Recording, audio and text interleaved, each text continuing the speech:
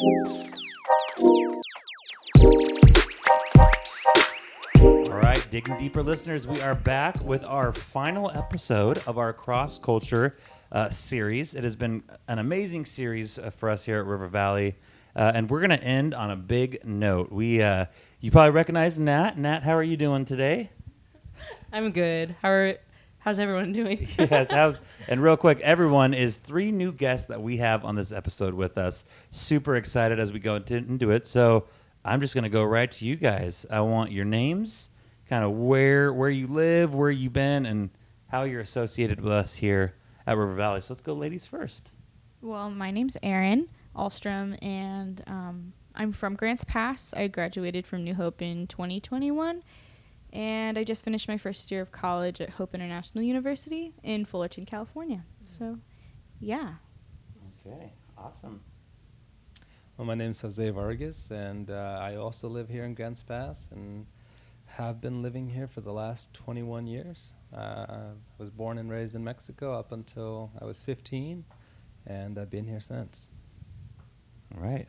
So does that mean that we've known each other for almost 20 years then? Yep. Wow, you're Indeed. old. No. I feel that way. Yes, Jose is a good lifelong friend of mine. Glad to have him on the podcast. Now we're leaving the couch, going to the chair. Yeah. Hey, my name is Kevin Baloche. Yes, that's how you say it. I don't know. It's very weird. I was born in a little island called Curacao, but I was raised in the Dominican Republic. So, yeah, that's where I've been for most part of my life. I'm married. I have a little daughter, and well, that's basically it, right? You Yeah, and what has you here at wonderful Grants Pass? Oh, yeah. So I met Michael Bond in a wedding. It's a really crazy story. I'm just gonna leave it there. And he invited me to be an intern for worship here. So that's what I'm doing here. And I'm loving it. I'm loving Grants Pass, guys. So that's a good thing. Good. Best city in the world, voted by me. Nat disagrees. That's another podcast. All right. Well, I want to hop right into it. Kevin, Jose, I'm going to pose this question to you guys. Obviously, you've lived here a little longer and you are visiting here, but what was it like for you guys coming to America from your previous cultural context? We'll start on the couch. Oh, sure. So as I mentioned, I was born and raised in Mexico, and where I'm from, it's a very rural community. It's very small. I would say 1,000 people. And pretty much everybody, I think the way people make a living is either through, their animals, or having someone that works in the U.S. and sends money for the family, which was my case. Pretty much most of my friends and peers, our dads were in the U.S. working pretty much most of the year. And so we all grew up that way. My middle school had about 60 people. So as I mentioned, that's when I came to the U.S. And the shock was, that was my first one going to that school. I went to Grants Pass High School, and I went from 60 to 1,500. Mm-hmm. And so that was just so different. And so with this question, that first question, which was that shock, was that the language was super difficult. So with that also, making friends was hard. I think I spent the first 6 months being what you would call a loner in high school, and begging my dad to send me back. I remember the first 6 months, it would be like a common occurrence where I would go to him, can you just send me back? Like, I don't have friends, I don't know very many people. And the response was always like, this is your opportunity for school, to go to school, education. If we go back, you can't have that. And as like most Mexican parents, because I said so. And so, Yeah.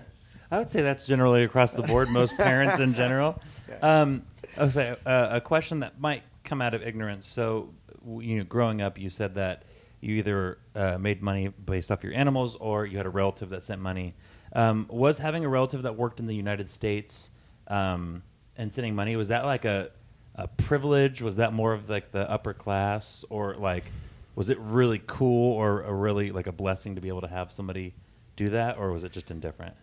that's that's a good question. I think it was both out of necessity because most families were anywhere between 6 to like 9 members, so it was the only way that a family could survive and make ends meet by having the dad come work in the U.S. instead of in Mexico. And like, I don't know if it was a privilege thing. Like I said, those people that had like animals, they made a living out of like, the animals or farming. They didn't have to come to the U.S. And it was mostly those that didn't have that. The dads had to come to the U.S. So I was in that group. Okay. Gotcha. Well, thank you for sharing. Kevin?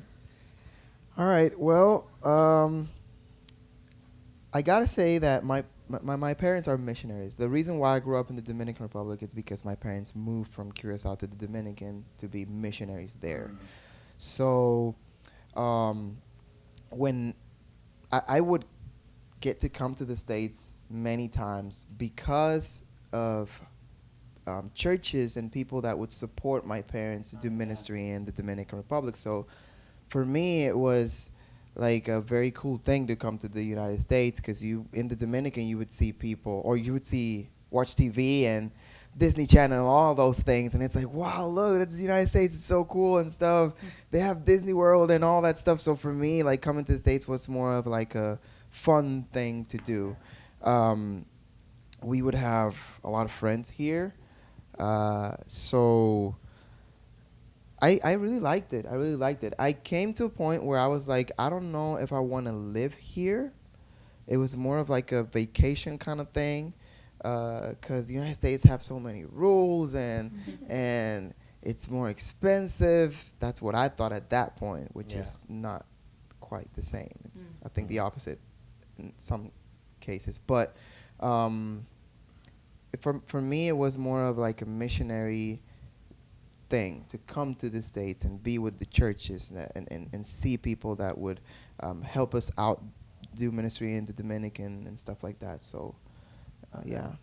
And how many times would you say you've been over to the United States, or just a number of times, or? Yeah, because we had to. Like, there were a lot of missions conferences or missionary conferences where my parents would get to come and share what we were doing in the States. So basically, like,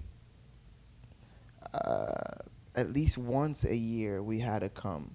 Okay. Because, when I understand that when the church supports missionary, when they have activities like that, it's really cool for the church to see what they're actually supporting. So, So yeah. Okay. Well, I want to get the rest of the couch involved in this next question. So obviously the topic this weekend in our cross-culture series was on race. Spoke a lot against just the sin of racism, but even how just prejudice, favoritism, racism has embedded itself in our community and our culture. So I want to kind of open it up to everybody, just kind of what your experience has been with prejudice in any cultural context you guys have lived in. And why I'm excited is because there's just, we have so many different perspectives on this. So I want to throw that one on the table to whoever wants to answer first. Well, I guess I can start first. Just for like context, my family is a multiracial family, and I'm biracial. So my mom is Chinese, and she immigrated from Malaysia, an island in Malaysia called Brunei, and her family immigrated from China to Malaysia during a lot of the communist movements that were happening there, to just escape a lot of that, which I've just been slowly learning about as I have been visiting them. But they lived in Brunei, and that's where she was born, and like spoke Chinese and Malay when she was growing up. But then her dad moved to Canada, so it's like your dad moved to the U.S. to work on the railway there, and she moved all over Canada. Just like never finding a place like with her family, and then they finally moved to Vancouver, British Columbia, and they still live there now. And so I have some cousins, and I was just there in June visiting them. But then she met my dad in Klamath Falls at college, and then they got married.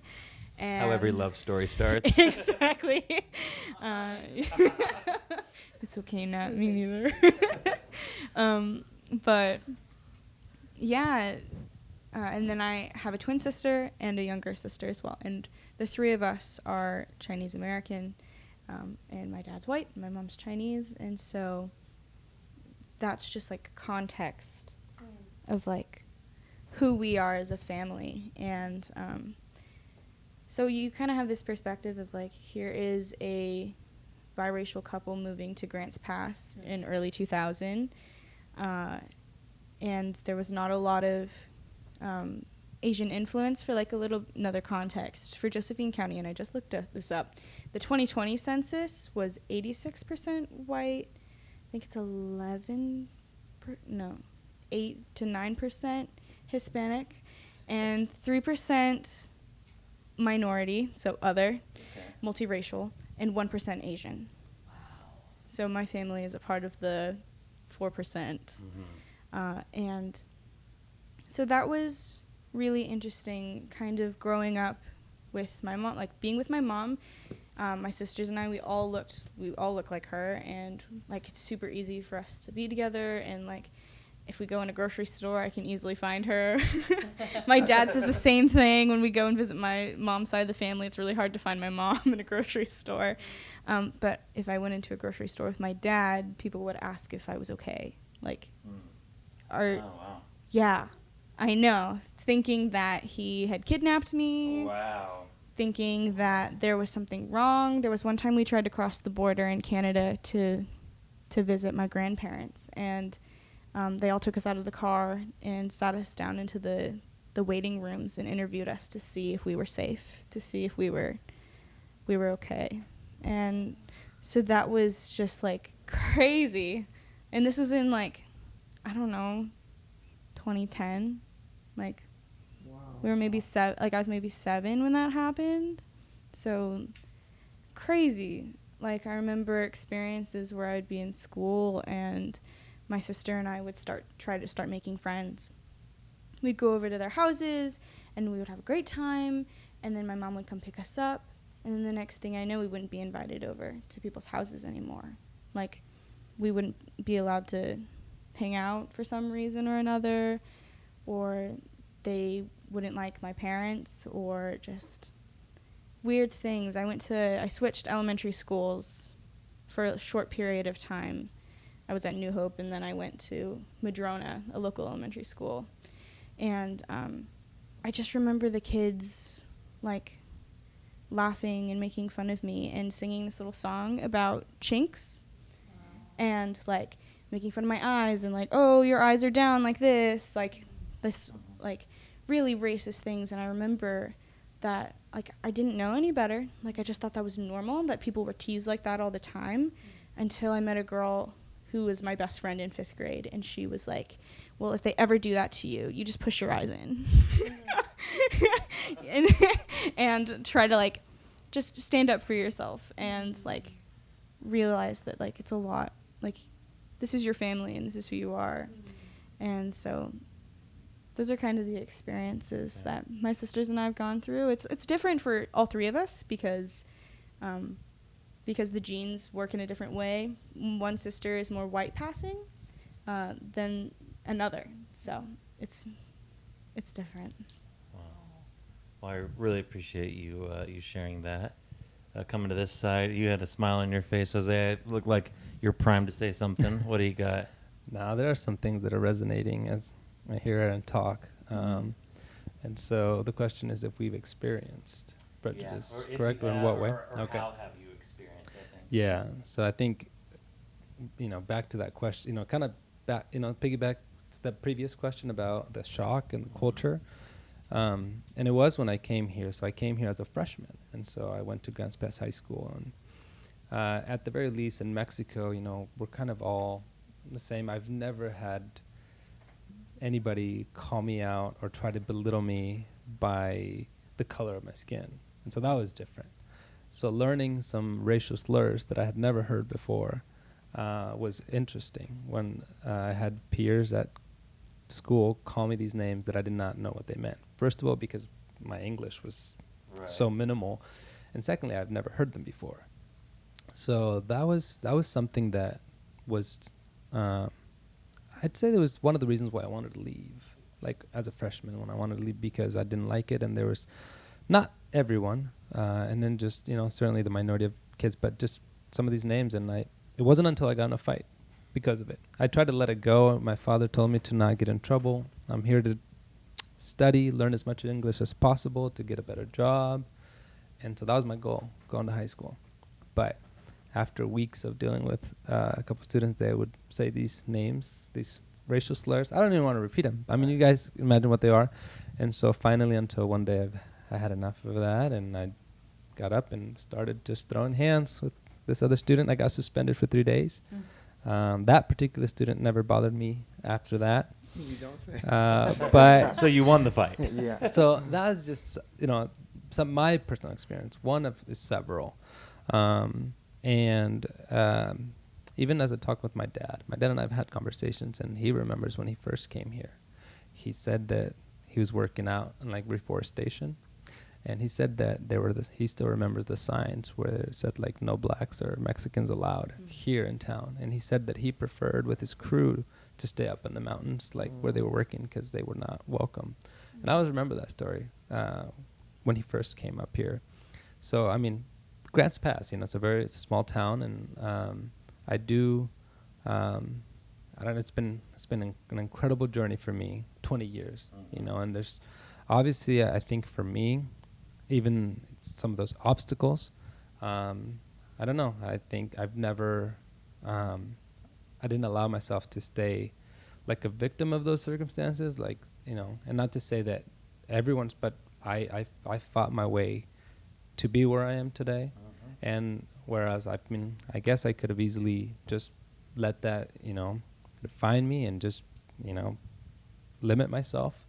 But those experiences were real. And when I talk to my relatives and my, people in my family, we all have, I can sit with every one of my siblings and my cousins, and we've done it before, around a fire. And we start talking about our experiences where we felt, where people treated us differently, whether that's through, social group, even police. And we've all had stories in which we felt discriminated against. So definitely very real, which is totally different when I talk to some of my friends or even people that are white. It just doesn't happen, but they're very real. Yeah. Well, I appreciate you sharing that. Kevin, what about you? Well, in my case, I think it's a little different because I've never lived in the States. I've lived in other places where you can see things like that. I went to seminary in Argentina, and it's mostly people with white skin there.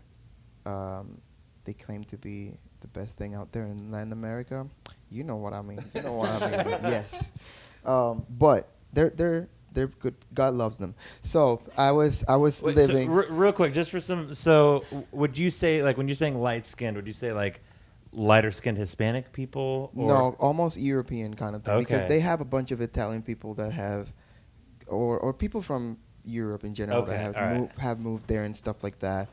But anyways, I lived there, and they are not used to having like black people in Argentina, so they wouldn't immediately like discriminate. It's another feeling. It's like you're like, and I don't want to say this to brag, but like you're the superstar there, because they'd be like, oh, let me touch your hair and stuff like that, and it's yeah, that's the kind of thing. But I have to say, like, when I come into the States, more like these last years, you like with all the mainstream news and everything that's going on, it's like you come here and you're like wondering if something's gonna happen when you walk around people, it's not I understand that my identity is found it's in Christ. It's not in my skin color, and I don't have a lot of problems with that. But I can't deny that, like, coming here and looking at watching TV and the news and stuff, it's like, what if something happens? Like, my wife, she's from Chile. She's not black like I am, and that's another thing where like a multicultural family thing. So that's another thing. Like, you go into a supermarket, you're always like asking yourself, and I don't like feeling that way, but you ask that. Another thing is, like, the Dominican Republic shares the island with Haiti. and there's a lot of issues going on there with the Dominicans and Haitians. I think I'm gonna be clear and say that there is a lot of racism going from the Dominicans to the Haitians because Interesting. yeah, it's there's a lot of history. The Dominican Republic was the Haitians were over it at some point, or French and stuff like that. But then they won some kind of war. I don't remember all the historic facts and stuff, but that's a thing there. They say there's not a lot of racism in the Dominican among the Dominicans, but when it comes to like social classes and stuff like that, that is extremely clear. It's very weird, but the really wealthy people there are not black. They're white. So if you go into really malls that I don't know, they have Louis Vuitton stores and stuff like that, and if I walk in there, it's like there's a look, you know, it's like, do you even have the money to come in here and stuff, you know? Or things like that. It's kind of weird. They even have different names for the different shades of black that people have, or different skin tones and stuff. And it's like normal. They don't get really mad about that. But they would also say, like, if you have more curly hair, that's bad hair. If you have more straight hair, that's good hair. That's a historical thing too. So that's my context. Like I haven't felt like a lot of, you know, like what you guys have shared, like Erin and Jose here in the States. I haven't experienced that, but it's all here in my mind and things that I see around me, you know. So fascinating.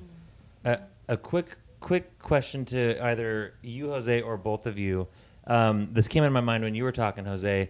So if it applies to you in your context, either in Curacao or the DR, I totally want an answer. Before you came to the United States, what was your again, might sound like a dumb question, was racism something you were familiar with? Like growing up in Mexico, was there racial prejudice towards something else, or was it interclass, kind of like what Kevin was describing? Or would you say your first experience with prejudice came when you went into a different context? And that's where I'd pose the question to you too. Okay. I'd say that in my community, like pretty much there wasn't anybody that was rich as far as like, I was aware that in the cities, like in the portrayal of on television and movies and soap operas, which are the popular things in Mexico, were about class. Okay. So there was a lot of that, and I think at some point growing up there was this, trying to move away from the indigenous, like, ancestry in Mexico. There was these terms that you'd call someone an Indian to belittle them or to say that they were dumb and uneducated. And so there was this, when I was growing up, a little bit of that. And then again, it's because we're, Mexicans, we have these very mixed, between, the Spaniards, the indigenous people, the Aztecs, and even the African slaves that they brought. So there is a big mix. And contrary to the U.S., I think, like in Mexico, they did start mixing right away. And so that's why we have this race called Mestizo, which is the mix between those. And that's what most people in Mexico are. But there's this like denying or like this kind of shoving away of the indigenous aspect of that, and more, focusing and giving, importance to the European or the Spaniard, blood in us. But as far as like, and I think there is some colorism, I guess what you would call, between like family members, where some of them are a little lighter. So and there is this family, dysfunctional teasing and between, like, for example, some of my brothers are lighter, and so you have these words like güero, right? Like, and means light skin, and then prieto, moreno, like all these other words that are for darker skin. So within a family, there could be that, dynamic of just being lighter skin, and there is a treatment that you get if you are lighter skin than if you're a little darker skin. Okay. So there is that, even growing up, anyways, back in the early 90s and even up to like early 2000s, there was this if you are a little lighter, you'll be favored in just socially and in different aspects. Were you going to say something to that, Erin? Yeah, the same thing happens in Asian culture. Like, and this is like, it's just funny how with the state of colonization all throughout the 1800s and 1900s, like, it has made an impression in so many cultures' minds that, like, white is the way. And, like, I remember as a kid, like, growing up when I would visit my grandparents, and because I'm out in the sun, I'm playing, I have a little, my family lives on some, like, a huge property of land, so I would play outside all the time, and so me and my sister, like, we would just get tanned, and, like, and we would visit, and she'd be like, oh, so tan. It's not good. like really not good. And just like that shock of like, oh, like I need to change something about my appearance, something about myself to become this like model citizen. And that's a really huge thing for Asian culture is this like model immigrant. I just need a white pass myself just to get through life. So And I was kind of interested in what was it like for you going from Grants Pass to Southern California, which has way more diversity than the 92% white Grants Pass or 86% or whatever. So what was that like for you in college this last year? You know, that's such a good question, like really good question, because that's one of the reasons why I chose to go to school in Southern California was this huge Asian culture that was there. I mean, there's a lot more Asian markets to go to. There's lots more people, even at school. But, like, I experienced racism when I was at school, too. I was eating in the cafeteria one day, and there was a guy who was a part of the RA team who made just the nastiest joke. Like, and one of the other, there was a student from Taiwan who was adopted into a white family, and he looked him right in the eye and said, hey, that's not okay. Like that's like I am like Chinese, that's like, and he's like, no, you're not, you're from Taiwan, that's different. Like this white guy saying that's different. And I just was like sitting there shocked because that was me and that was him sitting at this table with a bunch of people. There were like 15 people, and I had a friend who looked at me, and his dad is Caribbean and his mom is white, and he's from Nebraska. And he just looked at me just like absolutely shocked. Like he wasn't even able to say anything, and he texted me later and said, I'm so sorry that happened. I'm sorry that I didn't speak up. And I'm sorry that we didn't do anything because that wasn't cool. But like it has been so cool to be a part of a community in Southern California, to be like, there are other people here who look like me. And this is something that I don't have to hide about myself, but I can, I don't know, lean into it a little bit more. Cool. Wow. Nat, go ahead and keep the mic. I kind of want to give the question to you as we kind of focus more on this, the what and the whys and the hows of prejudice or racism. So, I'll start with you, and then anyone can chime in.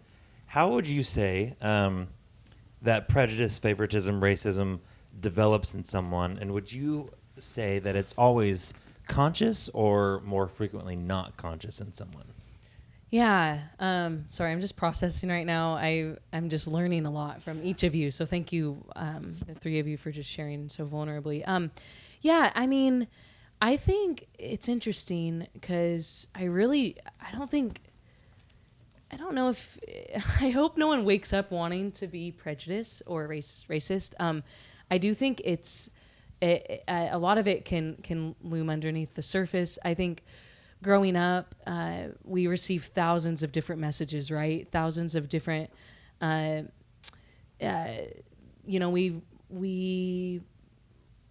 we see stereotypes. We maybe watch thousands of movies where a minority is the bad person in the movie, you know?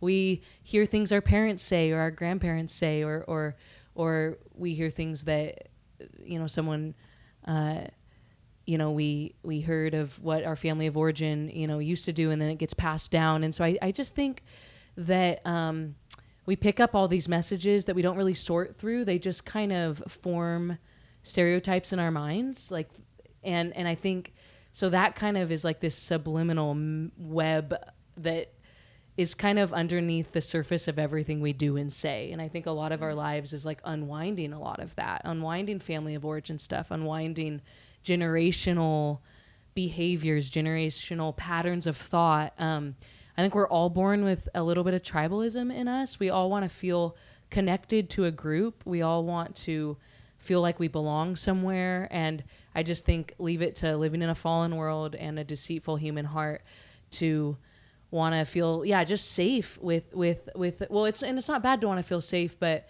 I think we just want to feel like we belong somewhere. And then, when you put it in the fallen world and a human heart, that gets thwarted. And now I'm better than you, or we're the better this or that. And I think we do that in thousands of different ways,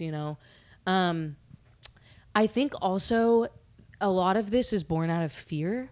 I think fear of the unknown, fear of people who are different than me, fear of the other. I think that's actually really big in Grants Pass. And I think it's big everywhere, but Grants Pass, and I really love Grants Pass, for the record. I think this is a beautiful community, but there's a lot of fear of those people, and I don't even mean that by minorities, but everyone has their other, fear of the other, whether it's that political party, that person with that orientation, that person with that gender, that person with that social class. Social class, the other. And I think Christians can really fall into that. Of course we can, and so that's what I've had to unwind my last few years of my life. So, but I would say that's how these kinds of things form. If that makes sense. It totally makes sense. Mm-hmm. Anybody else have anything they want to add to that? Well, I obviously think that all this develops in the heart of the person. As fallen people that we are, we always lean towards what's sinful, and that can mean many things. Like right now, working with youth and stuff like that, I can see that many of that develops through what they see and on social media and movies and things like that. And it's very big because it has to do with your identity. Mm-hmm. There's a lot of people nowadays I don't know who I am. I don't know where I'm going to. So I'm just in the constant search to find my identity somewhere. Mm-hmm. So nowadays you will see a lot, many different things. It's not just that white people are being racist and black people are being racist back. It's you will see white people wanting to act like black people and vice versa and stuff like that. So there's that constant search in your heart of wanting to know who you really are, and everything that we see out there is teaching people or feeding that desire that the heart has for not understanding that their identity is found in Jesus.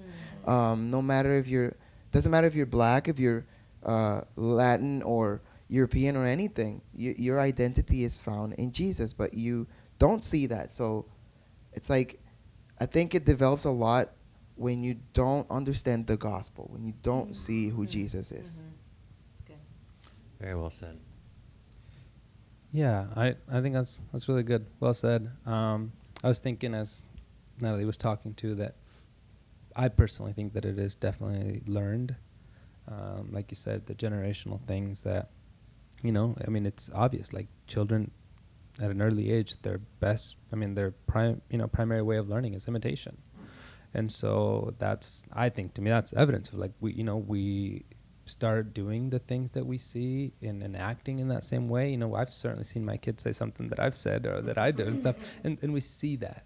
So when it comes to being, whether that's intentional prejudice or unintentional because of the way things have been in a community where it's predominantly white, I think just with even generational sin, every individual person has the ability to break a cycle.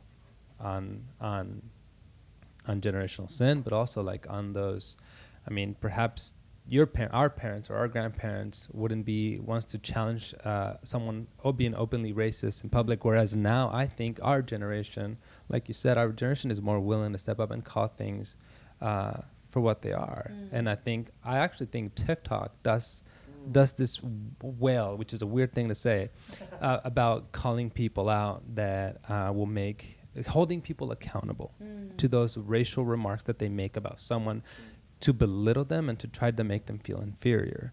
And so, yeah, I think every one of us has to, it's okay to have that discomfort a little bit, just like with any new information and the process of learning, we get something new and our brain makes that decision. It's that shock of like, do I take this and go through the process of learning and growing, or I just reject it and stay where I'm at, stay in my tribe, stay in my way of thinking with my political party, whatever it is. But in all of that, obviously, I think the Jesus is what makes all the difference. I believe that's what's made the difference in my life. It started with Jesus. So yes, Jesus is, he becomes our identity. But for us who are also like minority people of color, there is that other element of history, years and years of being seen as less or treated as less. Like, I'm not saying even now by everybody, but there are still some people that do that. And I just think that we all can, in the generation that we're in this time, we do that by standing up for people and by calling things for what they are and learning to grow. And I think that's the way to go. Absolutely. Yeah. There's something about being called out, being called out for the purpose of being belittled, or even to be used as an example, like in a classroom or something. My sister will talk about, one of my sisters will talk about this experience that she had in elementary school where she didn't realize that she was different from anyone, just because you don't realize that when you're young. Like, it's true. Like, kids just don't know. And a teacher called out her for an example, and another student that during the civil rights movement, like if we were living in this time, that's what the teacher was saying, you and I, because the teacher was also of Asian or like descent, like you and I and another student would have a lot of issues being in this room, being in this classroom. And it just kind of like woke her up in a like, is there something wrong with me? Like, is there, like, why would I be different from someone else? Why would someone treat me any differently? And so that begins the questions of like, have I done something wrong? And like, does that mean that people can still treat me this way?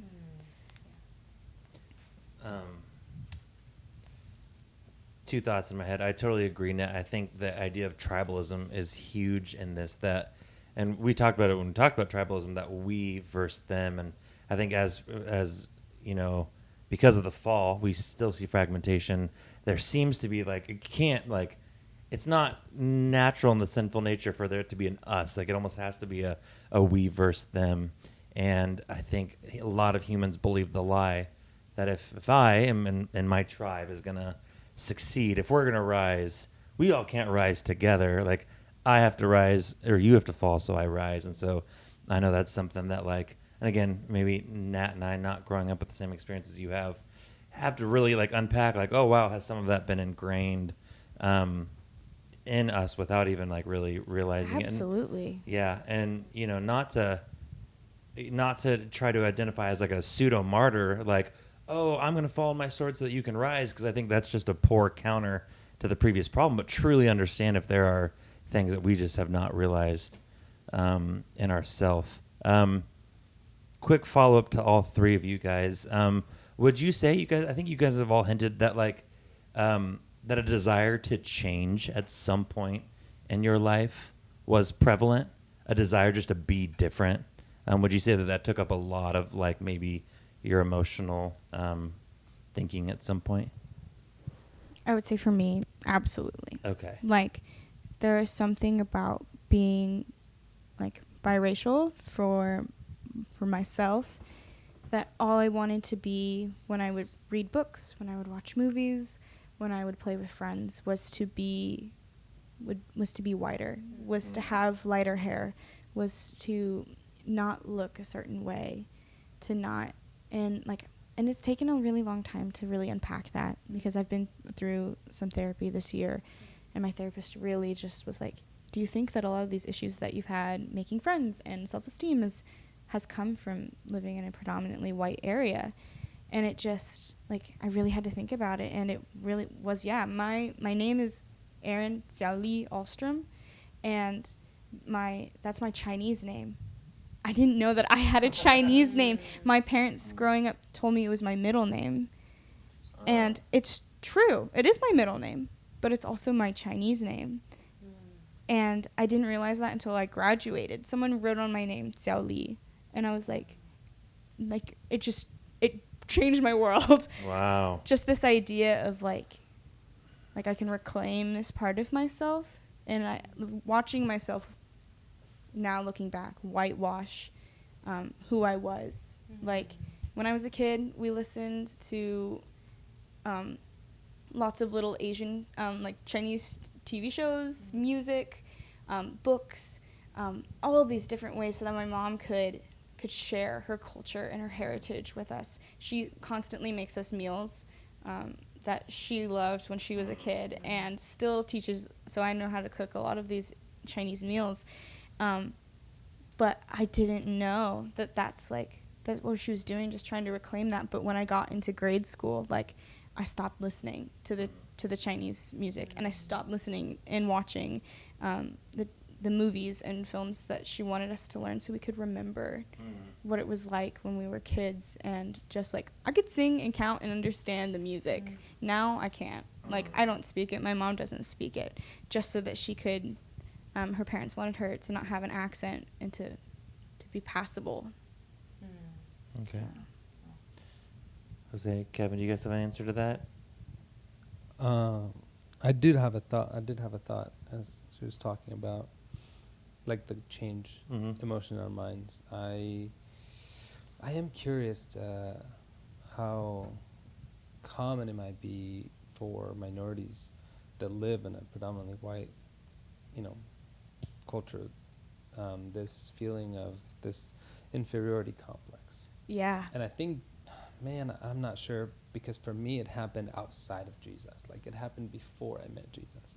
And I know that Jesus has given me, has transformed my life in all aspects of my life. Confidence, just my understanding of my sinful nature, my need for him, and humility, all these other things that before that I don't know. But I know that when I got here, when I was a freshman and a sophomore and a junior, because of what I saw around me and the things I experienced, I remember that I felt not good enough to date a white girl. And this is I don't know if this is something that I talk a lot about, or if I haven't, but I do remember that now, that I felt that I was not good enough to date a white girl. I remember that. And I remember that because at one point, my wife and I, when we were starting to hang out,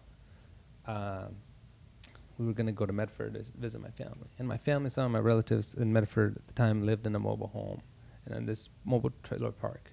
And so I remember just in the back of my mind, I was like, I'm just going to see and she had this beautiful, nice house up on the hill of this town.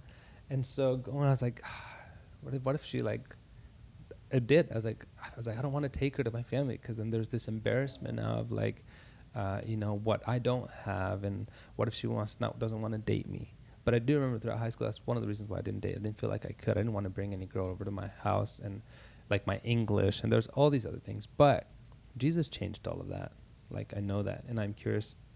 I wish I could, ask more people to did that ever make you the things that people said to you, and being a minority, did people ever make you feel like you weren't good enough and you wanted to change, and you wanted to not be as dark? I know that in 2001, when I was here, when I looked around, the inclusion or exposure or diversity the extent of it was Mexican restaurants. Of my people. That's the extent of the representation of my people who, the things I identify with and then have in common was just Mexican restaurants. And that's what people mostly just want from someone like me. We just want your Mexican restaurants, you have good food. But besides that, like including our culture, our traditions in any other way, in a parade and whatever you may call it, I didn't see that. And so, but obviously, like I said, those are the things when I first got here. And my personal change was to just do things differently. I have two children now, and one of them, when he was born, he was blue-eyed, blonde hair, and I definitely remember taking him to the mall by myself. And I also remember getting those looks of like, did you steal this kid? Wow. Like, and you can't, I can't know.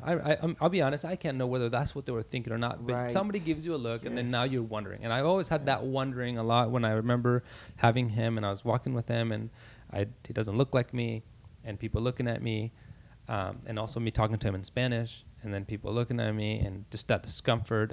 But I remember the choice was like, no, this is my son. I want him to have some of my culture, some of my language, and I've stuck with it, and it's been a blessing. But yeah, that was more my conscious choice to change things. And students, I have students. I'm a teacher, by the way.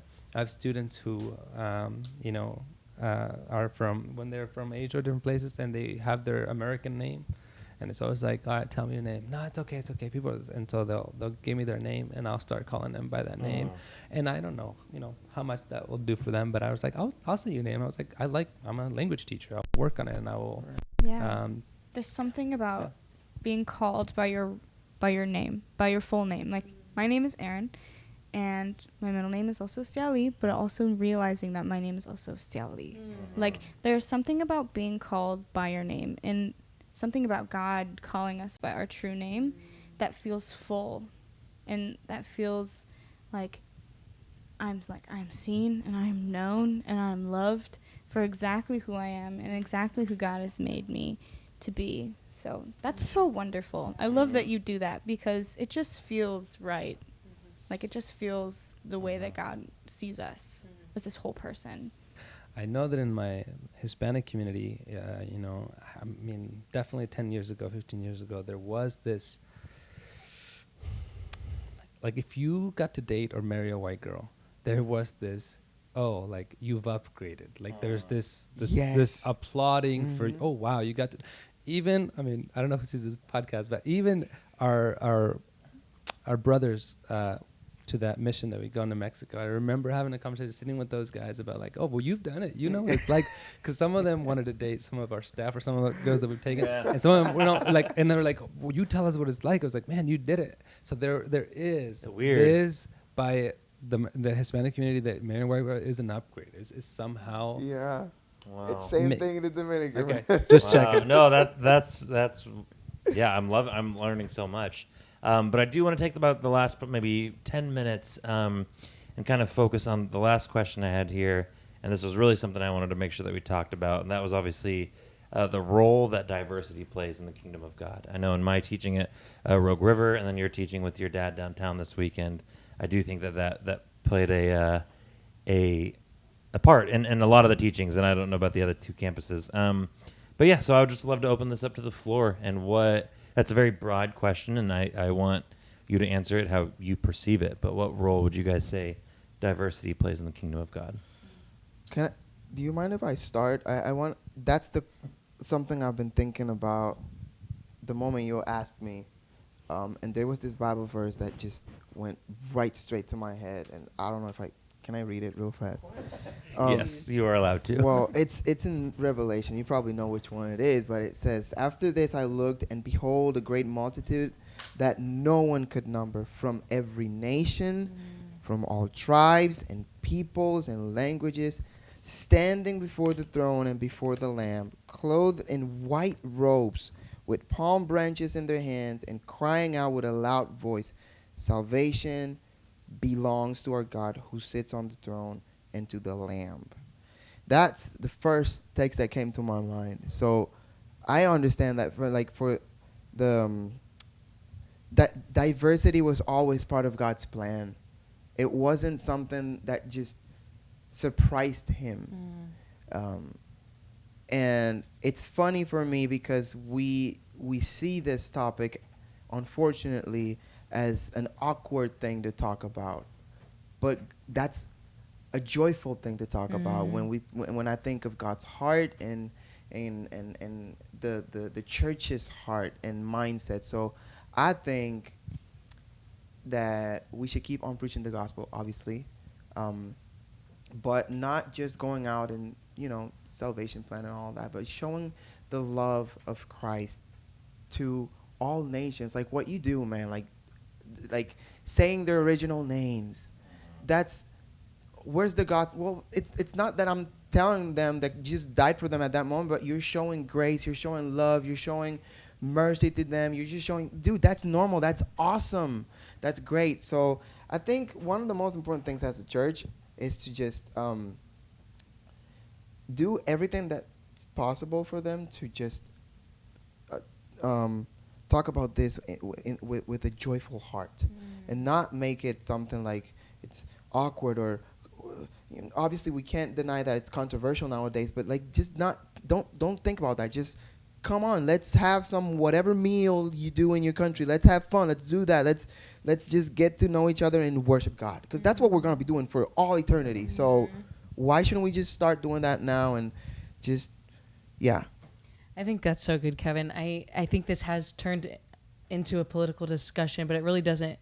It's mainly a discipleship discussion, in my opinion, And so I just think, like, in our lifetime, we can be as close to God as we want. And I think that we might choose to, I think we can get to know so many different sides of God, and perhaps, like, we may not take advantage of all of God's image, if that makes sense. And so, like, being that God made us all in his image, when I get to know people of different diversity or all kinds of different people, I get to know new sides of God.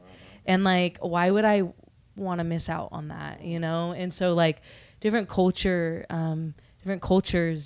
give us a more robust view of our Father. And I think that's what that's the grievance of, like, being in a community that's predominantly white for us. I think that, like, it might mean, getting creative about how we can, but it doesn't mean there's, obviously look at where we're at, look at who all is in this room. And I've even just in such a short time been so privileged to know these two, and then of course you, Jose. But I think, it gives me a new view of God's kingdom, as Revelation 7 vision of what God's kingdom is to look like. And anyways, so that's kind of the few thoughts I had. That's great. Jose or Erin, you guys have anything? I just think that God loves diversity. He loves his people that he's created. And, like, even when Jesus was on earth walking with his disciples, the Bible doesn't say exactly in our kind of language the kind of people that he was surrounded by, but a lot of scholars have dug deeper into, like, the different areas that a lot of his disciples were from. And, like, there are so many different people from, and diversity may look a little bit different than we may realize in a predominantly white area. Like, yes, there is this racial diversity. There's also this economic diversity. There is a multi-generational diversity. And we can see that all in the church working together. And that was this picture of what this, like, already not yet kingdom that God is creating. And so it's just, like, this picture that God is creating of himself. And but I don't know, just loving God, loving others with diversity, and being in a continual state of forgiveness, the way that Jesus was, with the racial prejudices that we've experienced, and lamenting the racial prejudices that others have experienced, with this continual state of forgiveness and radical love that God has given to us. And I think that's the kind of diversity that we can see and encourage in the church, and just continuing to encourage those that we meet and loving on them and being a friend the way that Jesus was. Very well said. Jose, take us home.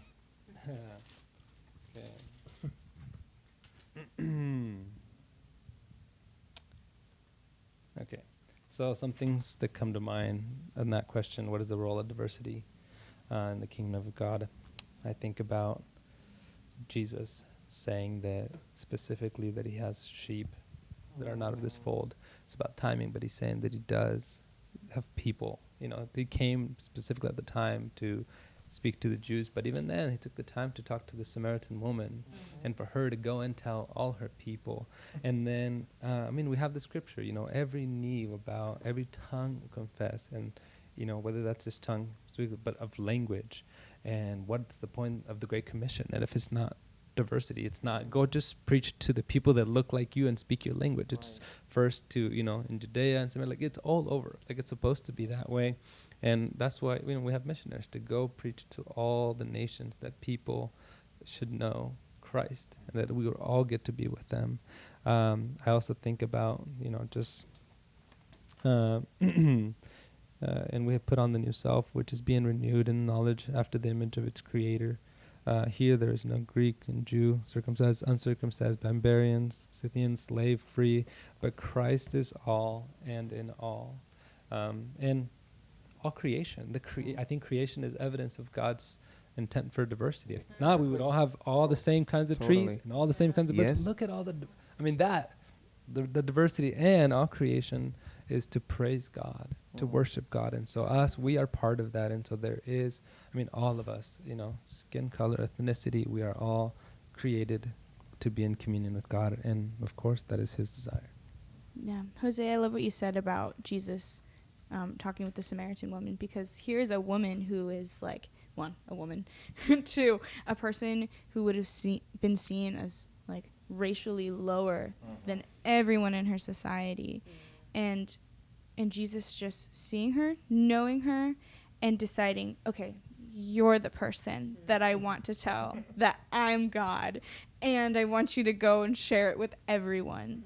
Like, just move. Yeah, big move. This joy that she has running through the streets, telling her whole community who knows who she is, what she's done, and this like redemption that God gives. So I think that picture of Jesus talking with this woman and who she is and where she's come from and the kind of life that she has lived, but especially who she is. I think that's Jesus's picture of diversity in the church, where it's like, I'm giving you a mission, my mission. Yeah. No, I loved every single answer there. And as we near the hour mark of the podcast, I do want to end with how we've always ended this podcast, and I want to give resources. Any resources that you guys have read, whether it's a sermon series, it's a podcast, it's a book, we want to offer it to our listeners to continue their reading up or their understanding of this topic. So anybody bring any resources to the table? I just thought of one. Let the Nations Be Glad by John Piper. Great book. Talks about how God's purpose is for every nation to worship him and rejoice in him. That's the name of the book. I would say there's a professor at Wheaton, Esau Macaulay. Anyways, I don't know how to pronounce that, but he's done a lot of podcasts. He wrote a book called Reading While Black, and he's done some podcasts with N.T. Wright that I think are really good, and you can just look those up online. And yeah, no, I mean, there's so many different books out there on this topic. Even the Bible Project has come out with just some really good interviews on this. Yeah, they came out with a series called The Family of God, and it's a video series, but it's also a podcast series, and so I would highly recommend that. So. Yeah, I love that series. I was just thinking that series and the Image of God series, really just for the Bible Project, they do such a good job of showing visually and talking about it, and they have so many resources that you can use, but showing this full picture of what God had for his people and this original design, which is so beautiful. So definitely look into the Bible Project. All right. I brought this. It's called What Lies Between Us. It's a journal and guide to a video series on it's fostering first steps towards racial healing. And I think that was my reaction back in 2020, like back when this thing was like becoming big, was My reaction was, I want to educate myself. Like, if, again, we're talking about those things that, I can either remain here where I am in my tribe and like saying, I don't experience that. That doesn't apply to me, so it has nothing to do with me. But this was the one thing I wanted to do. My wife and I, we actually sat down and we watched the videos, and it was a good, just from history to just perspective from our brothers, African American brothers, and it was pretty good. I learned a lot. So it's a good one. And Truth's Table is another podcast that I listen to from time to time. That it's pretty good. I actually was listening to some of it this morning as just to something else to be thinking as before I came here. So yeah. Awesome. Well, guys, I definitely, just from the bottom of my heart, appreciate it. Appreciate everything you guys brought to the table. Listeners, this concludes our cross-culture series and our podcast following that. We will be going back to the every other week. We have a spiritual discipline, our next podcast. So we hope that you have enjoyed this. If you have any questions, digging deeper at rivervalleycc.org. We will get those answered to the best of our ability. One last big thank you guys very much. Listeners, see you in a few weeks.